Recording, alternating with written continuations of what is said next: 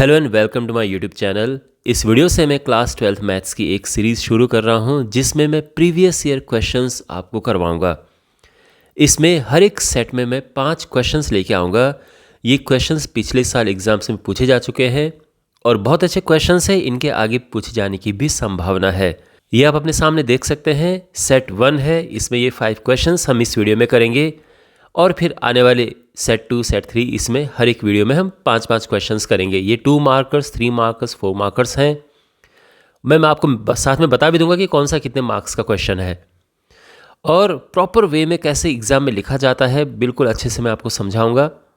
But आपको एक काम करना है, अगर आपने चैनल को सब्सक्राइब नहीं किया है तो उसको चैनल को सब्सक्राइब करें और वीडियो को अपने फ्रेंड्स के साथ में ज़रूर शेयर करें एंड कोशिश करें कि इनमें व्यूज़ अच्छे आएँ, बिकॉज अगर इसमें व्यूज़ आएंगे तो डेफिनेटली मैं ये सीरीज़ कंटिन्यू रखूँगा। Otherwise it will be hard for me to stay motivated to make such videos, because इन वीडियोज़ को बनाने में बहुत ज़्यादा टाइम एंड एनर्जी लगती है।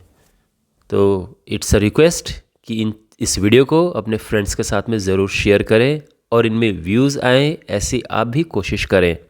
तो शुरू करते हैं इन क्वेश्चंस को करना one by one. First question है और हमें इसमें ये इंटीग्रेशन है, ये फाइंड करना है। ऑलराइट, देखो जब भी हमारे पास डेफिनेट इंटीग्रल में लिमिट 0 to π/2 होती है और हमारे पास कोई ट्रिग्नोमेट्रिक फंक्शन अंदर होता है तो इसमें एक प्रॉपर्टी होती है, तो अक्सर बहुत चांसेस है कि वो प्रॉपर्टी उसमें यूज़ हो। कौन सी प्रॉपर्टी है मैं आपको बताता हूँ। देखो, तो हम सबसे पहले जो इंटीग्रल्स होते हैं हम उसको आई करके लिख देते, तो हम लिखेंगे लेट और इसे हम आई लिख देंगे, या हम लिख सकते हैं कि वी हैव और फिर आई करके हमें लिख देना चाहिए। 0 to π/2 1/1 plus cot power 5/2x dx। अब यहाँ पे सबसे पहले तो इसको साइन एंड कॉस में कन्वर्ट करेंगे।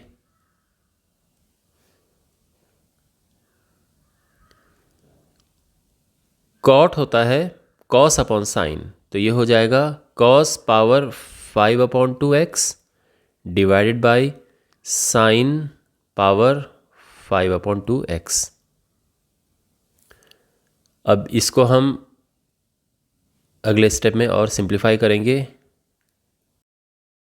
साइन 5/2x, ये एलसीएम आ जाएगा नीचे यहाँ पे, तो ये हो जाएगा sign 5/2x plus cos 5/2x, और साइन 5/2x ये ऊपर चला जाएगा एंड हमारे पास ये सिचुएशन आ जाएगी यहाँ पर, ये है, ठीक है। और अब हम प्रॉपर्टी यूज़ करेंगे, तो ये अभी भी आई चल रहा है, हम इसमें प्रॉपर्टी यूज़ करेंगे एंड कौन सी प्रॉपर्टी है, तो हमारे पास जब भी लिमिट होती है, जैसे हमारे पास लिमिट होती है 0 to a f(x) dx, तो हम क्या कर सकते हैं, लिमिट वैसे रहती है, x को रिप्लेस कर सकते हैं लिमिट माइनस x यानी a माइनस एक्स करके, ये प्रॉपर्टी होती है। तो यहाँ पे भी वैसे करेंगे हम, तो यहाँ पे x को रिप्लेस करेंगे π/2 माइनस एक्स से, तो हो जाएगा यहाँ पे साइन पावर 5/2 और x को रिप्लेस करेंगे π/2 माइनस एक्स अपॉन, और डिनोमिनेटर में होगा साइन 5π/2 इस तरह से। ओके, आई मीन आप देख रहे होंगे कि x को हमने रिप्लेस किया π/2 माइनस एक्स से। और अब यहाँ पे आप चाहो तो ऐसा लिख सकते हो कि हमने ये प्रॉपर्टी यूज़ की है, और अगर नहीं भी लिखना है तो इट्स ओके, बट चलो मैं यहाँ पे इसको ऐसे छोड़ देता हूँ। अगले स्टेप में क्या होगा, यहाँ पे limit is still 0 to π/2, but आप न्यूमरेटर देखें तो ये चेंज हो चुका है and it is now cos power 5/2x।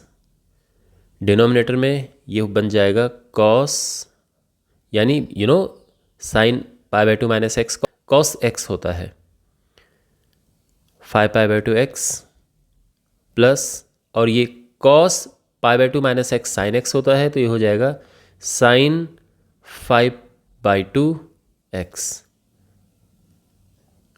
Okay, अब देखो ये आई है और ये भी आई ही है। ये इक्वेशन नंबर 1 इसको दे देते हैं नाम, और ये इक्वेशन नंबर 2 है, और इनको ऐड करेंगे हम, एडिंग 1 and 2, तो हो जाएगा ऐड करके 2i इज इक्वल टू, अब दोनों की लिमिट ऑफ कोर्स सेम ही है, 0 to π/2, और डिनोमिनेटर दोनों का सेम है, that is sine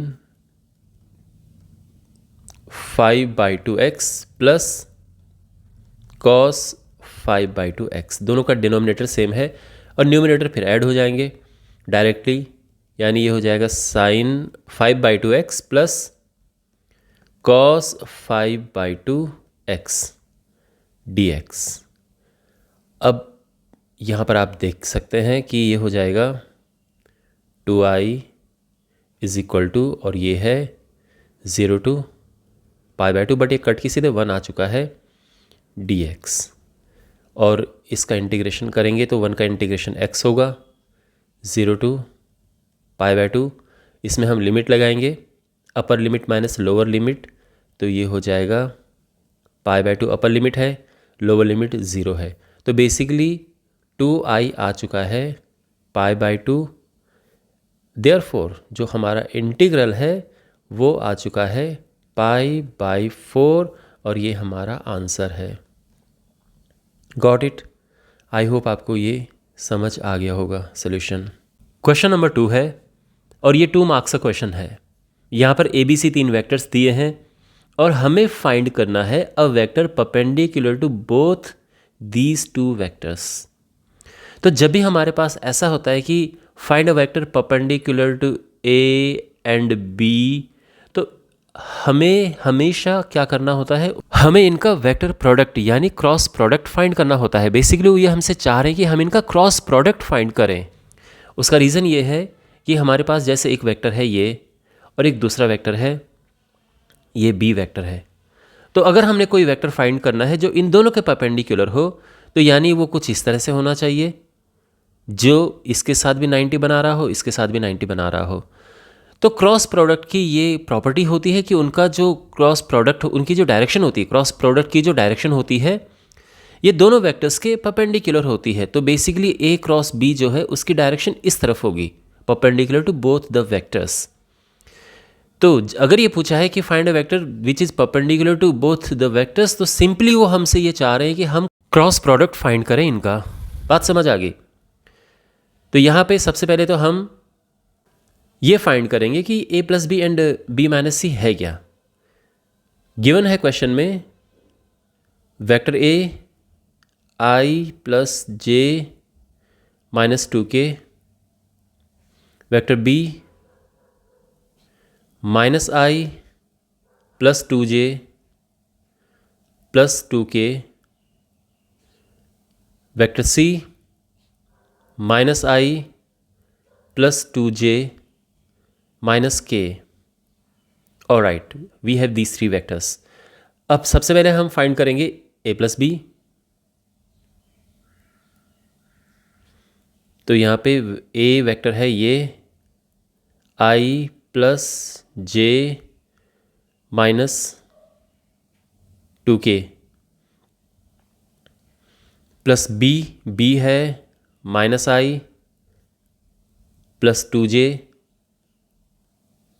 plus 2K। तो ये क्या होगा, I माइनस I ये तो कैंसिल हो जाएगा, J प्लस 2J ये हो जाएगा 3J, minus 2K plus 2K ये भी कैंसिल हो गया। Okay, well now we have B minus C।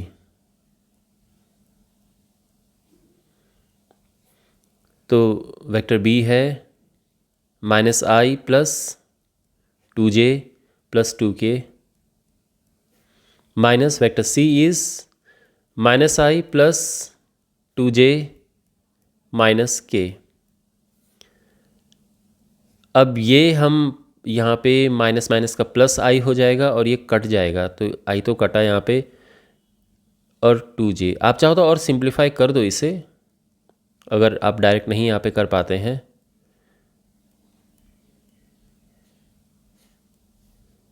Minus minus का प्लस आई हो गया, माइनस 2j प्लस के। तो यहाँ पे क्या क्या कट रहा है, 2j से 2j कैंसिल हुआ और माइनस आई से प्लस आई, और यहाँ पे बचा 3k। Okay, clear? यहाँ तक सब समझ आ गया। तो इसके बाद हमने फाइंड करना है, देखो, तो therefore a vector perpendicular to this and this, a vector perpendicular to both this and this. तो ये क्या होगा, जैसे मैंने आपको बताया कि इनका हम सीधे क्रॉस प्रोडक्ट करेंगे।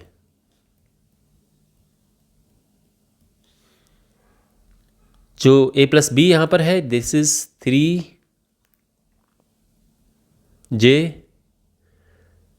क्रॉस प्रोडक्ट करेंगे हम 3k से, जो कि b माइनस सी है। तो 3 3 ज़ा 9 हो गया, और ये है j cross k। j cross k क्या होता है, j क्रॉस k होता है I, and this is our answer. j cross k I होता है, ये ध्यान रखना, ठीक है, I j k। तो I क्रॉस j होता है k, j क्रॉस k होता है I, and k cross I होता है j। तो यहाँ पर j क्रॉस k है, वो होगा I। दूसरा आप ये भी पूछ सकते हैं कि सर क्रॉस प्रोडक्ट में तो हम ऐसे करते हैं, एक मैट्रिक्स बनाते हैं, फिर आई जे के हम मतलब डिटर्मिनेंट बनाते हैं, आई जे के करके ऐसे लिखते हैं। देखो उसकी ज़रूरत थी नहीं यहाँ पे, क्योंकि ये बहुत ही छोटा है, ये डायरेक्ट ही हो गया, हमारे पास एक ही टर्म थी। जब हमारे पास j प्लस के प्लस या फिर आई प्लस जे प्लस के इस तरह से होता है, तो हमें यहाँ पर करना पड़ता है, क्योंकि ऐसे में करने में थोड़ा लंबा हो जाता है वो। और यहाँ पे तो बस हमारे पास केवल एक ही टर्म है, तो डायरेक्ट ही हमने कर दिया है। अगर आप डिटर्मिनेंट लगा के करेंगे तो भी सेम ही आंसर आपका आएगा।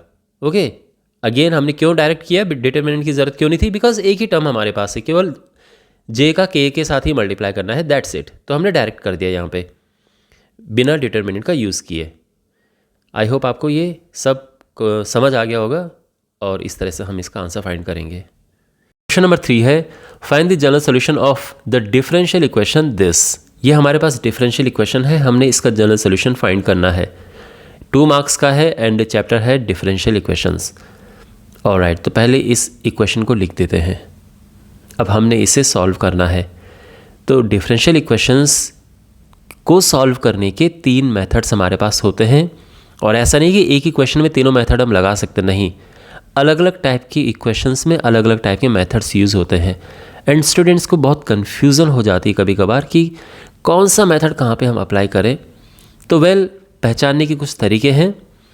आप इस तरह के क्वेश्चंस हमारे पास आगे आएंगे, इस सीरीज़ को आप कंटिन्यू फॉलो करेंगे तो डिफरेंट टाइप के हमारे पास क्वेश्चंस आएंगे, और मैं आपको समझाते रहूँगा कि किस पर्टिकुलर टाइप की इक्वेशन में किस पर्टिकुलर टाइप का मेथड हम यूज़ करेंगे। अब जैसे ये क्वेश्चन हमारे पास है, यहाँ पर हम कौन सा मेथड लगाएं, यानी होमोजीनियस है, वेरिएबल सेपरेबल, लीनियर इक्वेशन कौन सा लगाएं। तो वेरी सिंपली आपको भी ये पता होगा कि अगर हम x वालों को एक तरफ एंड y वालों को एक तरफ कर पाएँ, तो वहाँ पे हम वेरिएबल सेपरेबल लगा सकते हैं। और यहाँ पर ऐसा है, हम यहाँ पर आराम से x एंड y को सेपरेट कर सकते हैं। जैसे cos y ये dy के साथ रह सकता है, एंड x यहाँ नीचे आ जाएगा, x log x plus 1 upon x। ठीक है, अब ये तो लेफ्ट हैंड साइड बड़ा इजी है इंटीग्रेट करना, राइट हैंड साइड थोड़ा कंफ्यूजिंग लग रही है, बट नो प्रॉब्लम, वो भी इजीली हो जाएगा। cos y dy ये एज इट इज़ हमने उतार दिया, और राइट हैंड साइड में हम एक प्रॉपर्टी महसूस हो रही कि एक प्रॉपर्टी यहाँ पे लगनी चाहिए। देखो, अगर हम ax को यहाँ पे लिखें और x से अंदर डिवाइड करें, तो x log x upon x तो हो जाएगा जस्ट log x, एंड ये 1 अपॉन x हो जाएगा। And yes, now we can use a property here. देखो यहाँ पे लेफ्ट हैंड साइड तो सिंपल है, cos y का इंटीग्रेशन करेंगे sin y आ जाएगा, बट अब राइट हैंड साइड में देखो, राइट हैंड साइड में आप एक चीज़ देखो, हमारे पास ax है और उसके बाद अंदर ब्रैकेट में हमारे पास एक फंक्शन है और उसका डिफरेंशिएशन अवेलेबल है। log x का डेरिवेटिव, log x का डिफरेंशिएशन 1/x होता है। तो जब भी हमारे पास ax के साथ में अंदर ब्रैकेट में इस तरह से चीज़ें ऐड में हो कि एक फंक्शन हो और साथ में उसका डेरिवेटिव हो, तो एक प्रॉपर्टी यूज़ हम कर सकते हैं। वो प्रॉपर्टी क्या है? देखो, प्रॉपर्टी में पहले लिख देता हूँ कि integration ex f(x) plus f'(x) dx, ये होता है ex f(x) प्लस c। तो अगर आपके पास इस तरह से है, कोई फंक्शन है, उसका डेरिवेटिव साथ में ऐड हो रखा है ex के साथ में, ध्यान रखना, ओके। तो यहाँ पर हम बस इसे और इसे लिख सकते हैं, ये छोड़ देना, आप डेरिवेटिव वाला पार्ट छोड़ देना और ये हमारा आंसर होगा। अब ये क्यों होता है, ये बाय पार्ट से ये प्रूव हो जाता है, लेकिन आप ये प्रॉपर्टी यूज़ कर सकते हैं। ये क्वेश्चन बनाया ही इसीलिए है ताकि हम ये प्रॉपर्टी यूज़ करें। तो यहाँ पर ये है और यहाँ पर अगर आप देखें तो हियर जो f(x) है, अगर वो log x है तो f'(x) क्या होगा? 1/x। And you can clearly see कि यहाँ पर भी सेम सिचुएशन है। तो बेसिकली हम क्या लिख सकते हैं, एक ex लिख सकते हैं, मतलब ex लिखेंगे और साथ में क्या लिखेंगे, वो फंक्शन लिखेंगे जिसके साथ वो डेरिवेटिव ऐड हो रखा है, बट केवल फंक्शन ये लिखेंगे हम log x, बस इतना, ठीक है। डेरिवेटिव वाला पार्ट छोड़ देते हैं, प्लस c, और ये हमारा आंसर आ चुका है। तो आई होप आपको ये अच्छे से समझ आया होगा। क्वेश्चन नंबर 4 है और ये 3 मार्क्स का है। एरिया ऑफ इंटीग्रेशन से क्वेश्चन है। Find the area of the region, और हमारे पास एक ये इक्वेशन है, एक कर्व है और एक ये है। तो इनसे इनक्लोज्ड हमें एरिया फाइंड करना है, ओके। तो सबसे पहला काम तो होता है इनको ड्रॉ करना, सबसे मेन काम वही है। उसके बाद तो चीज़ें आसान हो जाती हैं। इन्हें हम ड्रॉ करते हैं। तो यहाँ पर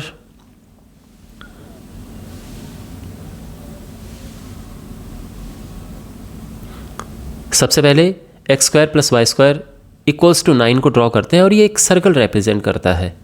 यहाँ पर x² + y² = 9, यानी लेस देन इक्वल टू 9 है, बट वो ड्रॉ हम यही करेंगे। तो इज़ अ सर्कल, यानी x² + y² = 3²। तो एक ऐसा सर्कल है जिसकी रेडियस 3 है। तो यहाँ पे हम ये सर्कल ड्रॉ कर देते हैं। एंड एज आई सेड, इसकी रेडियस 3 है, तो ये पॉइंट जो है, दिस पॉइंट इज़ 3, ये पॉइंट भी 3 है, ओके। ये x एक्सिस है, ओरिजिन y, x', y'। अब इसके बाद हमारे पास दूसरा है x + y = 3, इसे हमने ड्रॉ करना है, ओके। अब ये ड्रॉ करने के लिए हम क्या करेंगे, ये एक स्ट्रेट लाइन है और यहाँ पर x y, तो अगर x 0 है, y 3 है, एंड y 0 है, x 3 है, तो यानी ये कहाँ से होके जाएगा, ये पॉइंट है और एक ये पॉइंट है, इनसे होते हुए लाइन जाएगी इस तरह से। अब अगर आप देखें तो x² + y² <= 9 है। बेसिकली वो ये वाला एरिया रिप्रेजेंट कर रहा है, सर्कल के अंदर का एरिया है ये। लेकिन x + y > 3 है, तो यानी वो लाइन के बाहर वाला एरिया है। तो इन दोनों का कॉमन एरिया क्या है, तो कॉमन एरिया बेसिकली है इनके बीच वाला, यानी ये कॉमन एरिया है और यही एरिया हमें फाइंड करना है। जो शेडेड रीजन है, this is the area we have to find out, ठीक है। तो जो शेडेड रीजन है वो रिप्रेजेंट करता है इस पूरा जो यहाँ पर लिखा हुआ है, ठीक है ना, मैंने पूरे यहाँ पे ये लिख दिया है। और अब हम एरिया फाइंड करेंगे। तो एरिया फाइंड करने के लिए हम क्या करते हैं कि एक स्ट्रिप हम ये ड्रॉ करते हैं, ये हमने यहाँ पे इस तरह से, और हम ये यहाँ इतना, तो ये है। अब अगर आप देखें तो पूरे में से यानी सर्कल के एरिया में से हमने लाइन का एरिया माइनस करना है। इस फर्स्ट क्वाड्रेंट की ही बात यहाँ पर हो रही है। तो सर्कल के अंडर का एरिया फाइंड करेंगे तो उसमें तो पूरा एरिया आ जाएगा यहाँ तक का, फिर उसमें से हम लाइन के नीचे वाला एरिया माइनस कर देंगे तो ये बच जाएगा। जो रिक्वायर्ड एरिया है दैट इज इंटीग्रेशन y क्या सर्कल dx माइनस, आप चाहो तो सर्कल पूरा लिख दो या ये माइनस इंटीग्रेशन लाइन के नीचे का एरिया हम माइनस करेंगे, ये है इस तरह से। अब यहाँ पर सर्कल के लिए ये इक्वेशन यूज़ करेंगे और लाइन के लिए ये इक्वेशन यूज़ करेंगे हम। तो y जो है ये हो जाएगा क्या 9 minus x square d x, and line के लिए हम ये यूज़ करेंगे तो x उधर जाएगा तो ये हो जाएगा 3 माइनस एक्स, है ना, y 3 माइनस एक्स हो जाएगा। यहाँ तक समझ आ गया। तो जैसे मैंने आपको कहा सर्कल के एरिया में से लाइन के एरिया माइनस करना है तो वही हम यहाँ पे लिखेंगे। सर्कल ये रिप्रेजेंट कर रहा है, लाइन ये रिप्रेजेंट कर रही है, दोनों y dx यहाँ पर है। ये जो छोटी सी जो स्ट्रिप है इसकी थिकनेस जो है दैट इज़ dx, ये सर्कल है और ये लाइन yl है। अब यहाँ पे लिमिट भी हमें लिखनी है। सर्कल की लिमिट कहाँ से है, तो लिमिट देखने के लिए हमेशा ध्यान रखो कि हम dx की लिमिट लिखेंगे कि x कहाँ से कहाँ तक है। तो dx ये है, तो ये यहाँ से लेके और यहाँ तक है। तो आप ये देखो कि x कहाँ से कहाँ तक है, तो x 0 से लेके 3 है, यानी अगर हम ये देखें तो ये शुरुआत तो वैसे यहाँ से हो रही है, तो यहाँ पे x क्या है 0 ही है, तो 0 से, और यहाँ पर x क्या है 3 है, तो लिमिट इसकी 0 to 3 आएगी। एंड ये भी 0 to 3 है क्योंकि अगेन लाइन पूरी यहाँ से यहाँ तक है ये, बट अगर जो शुरुआत का पॉइंट है वहाँ पे x क्या है तो अगेन 0 है और फाइनल पॉइंट पे x कितना है 3 है, तो लाइन के लिए भी 0 to 3 आएगा। अब इसके बाद हमने यहाँ पे इंटीग्रेट करना है, तो यहाँ पे फॉर्मूला कौन सा यूज़ होगा, इंटीग्रेशन का फॉर्मूला पहले तो हम यहाँ पे इसको एक फॉर्म में लिख देते हैं। This is 3 square minus x square d x, 0 to 3 minus x d x. अब यहाँ पर फॉर्मूला हम अप्लाई करेंगे integration root a square minus x square d x, x upon 2 under root a square minus x square plus a square upon 2 sine inverse x upon a plus c, ये formula है। और इस फॉर्मूले को हम यहाँ पे अप्लाई करेंगे तो ये हो जाएगा x upon 2 root a square minus x square यानी 3 square minus x square plus a square upon 2 means 3 square upon 2 sine inverse x upon A which means x upon 3। ये यहाँ पर आ चुका है और इसकी लिमिट है 0 to 3 माइनस, और ये इंटीग्रेशन इसका तो सिंपल हो जाएगा 3x minus x square upon 2 limit 0 to 3। Got it. आपको ये फॉर्मूला लिखने की यहाँ पे ज़रूरत है नहीं, मैंने आपको समझाने के लिए लिख दिया है, एग्जाम में लिखने की ऐसी ज़रूरत है नहीं, बाकी मर्जी है, कोई दिक्कत नहीं है अगर आप लिखना चाहो तो। अब अपर लिमिट है यहाँ पे पुट करेंगे, तो अगर हमने यहाँ पे 3 देखो जब लिमिट अप्लाई करते हैं तो पहले अपर लिमिट लिखते हैं फिर माइनस करके लोअर लिमिट, तो 3 जो कि अपर लिमिट है यहाँ पर इसे पुट करेंगे अंदर, तो ये तो 0 हो जाएगा, 3 स्क्वायर माइनस 3 स्क्वायर यहाँ पर है ना, तो 0 हो जाएगा, बचेगा ये 3 square upon 2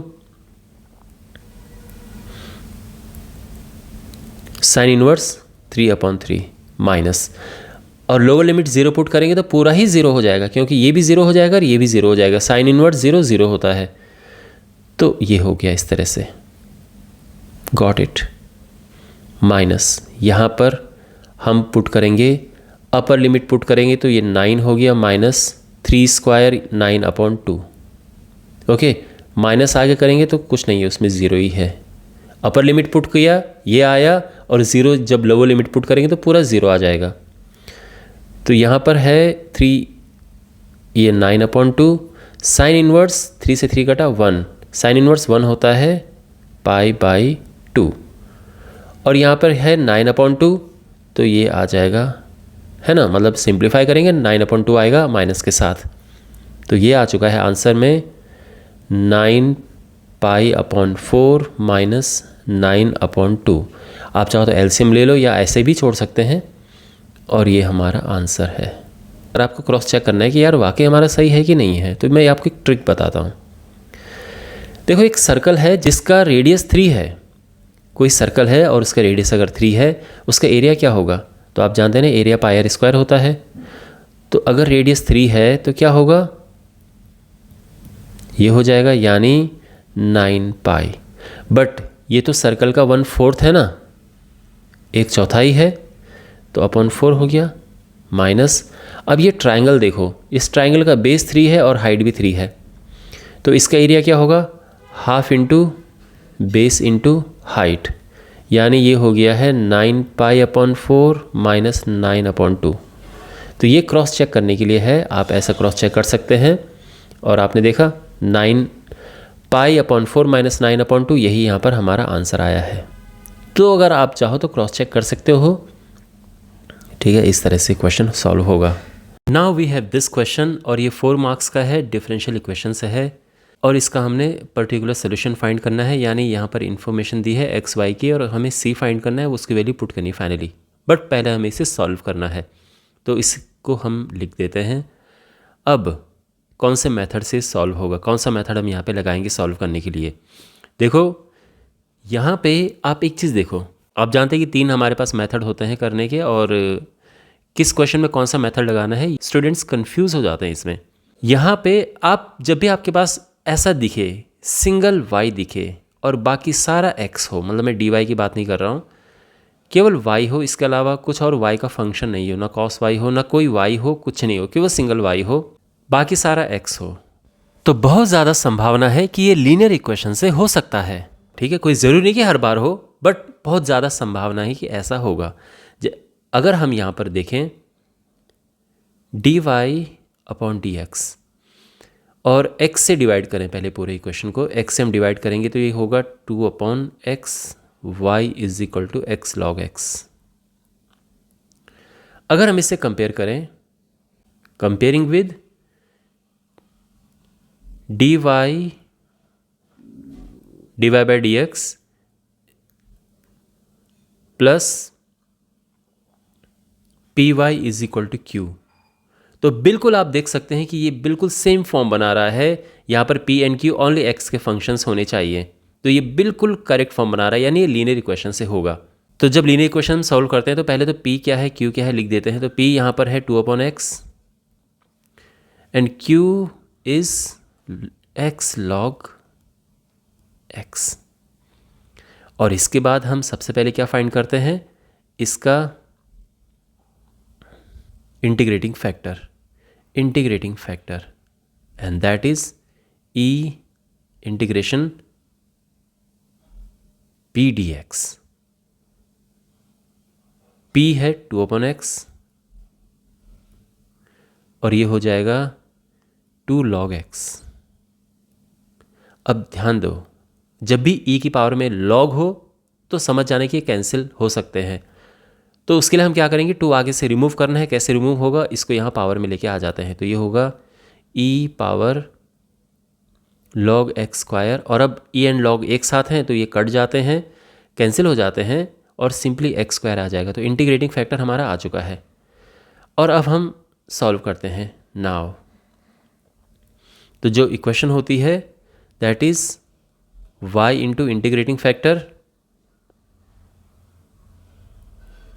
is equal to integration of q into integrating factor dx plus c। Okay, ये होता है हमारा जो सोल्यूशन होता है, इस तरह से हम करते हैं। इंटीग्रेटिंग फैक्टर इज x², यहाँ पे हमने रख दिया है क्यू क्या है, x log x, and integrating factor again x square हमने ये रख दिया है d x plus c, y x square equals to x cube log x d x plus c. और अब हम इसे इंटीग्रेट करेंगे, तो ये कैसे इंटीग्रेट होगा, ऑफकोर्स इसमें बाय पार्ट लगेगा, कौन सा फंक्शन फर्स्ट एंड कौन सा सेकंड लेना है, तो ILATE rule, I hope you remember this. Logarithmic function पहले आता है, अलजेब्रिक बाद में आता है, तो ये फर्स्ट फंक्शन है और ये सेकंड फंक्शन है, तो ये हो जाएगा यहाँ पे y x square is equal to, और यहाँ पे हम बाय पार्ट अप्लाई करेंगे, तो फॉर्मूला क्या होता है, first as it is into integration of second, I hope आपको फॉर्मूला पता होगा कि इंटीग्रेशन बाय पार्ट कैसे होता है, minus integration differentiation of first function which is log x का डिफरेंशिएशन 1/x होता है into integration of second. Okay, by part का फॉर्मूला बिल्कुल आप देखो, आपको याद होना चाहिए, और ये हो जाएगा y x square is equal to 1/4 x power 4 log x minus, अब यहाँ से एक एक्स कट गया, देखो ये 1/4 तो बाहर आ गया और अंदर बचा एक्स क्यूब डी एक्स, और ये हो जाएगा y x square is equal to x 4 log x, ये 1/4 है माइनस 1/4, और इसका इंटीग्रेशन करेंगे तो x4/4 आएगा प्लस सी, इतना ठीक है। और अब यहाँ पर ये लिखा है कि x1 is equal to y1 is equal to 1, तो y1 इज इक्वल टू 1 का मतलब है कि जब x 1 है तो y भी 1 है। ओके, या तो आप एक्स स्क्वायर को दूसरी साइड भी लेके जा सकते हैं, बट आप फिलहाल इसको इस तरह से भी लिख सकते हैं, जब x 1 है तो y 1 है, तो ये हो जाएगा 1, पुट कर रहे हैं वैल्यू इसमें, ठीक है। हमने c निकालना है और c की वैल्यू आप बाद में निकाल के इसमें रखनी है, इसी को हम कहते हैं पर्टिकुलर इंटीग्रल। तो जब भी आपके पास ऐसे लिखा होता है ना पर्टिकुलर सोल्यूशन जब लिखा होता है, तो यानी उसमें c की वैल्यू फाइंड करनी है और उसके लिए ये इन्फॉर्मेशन गिवन होती है, और अगर c की वैल्यू हमें फाइंड नहीं करनी है तो फिर वो जनरल सोल्यूशन वहाँ पे लिखा होता है। तो ये हमने 1 पुट किया और ये तो 0 हो जाएगा बिकॉज log 1 0 होता है, तो ये तो 0 हो गया, माइनस ये 1/16 x अगेन 1 है तो ये 1/16 आ जाएगा, c आ जाएगा 1 + 1/16 मीन्स 17/16।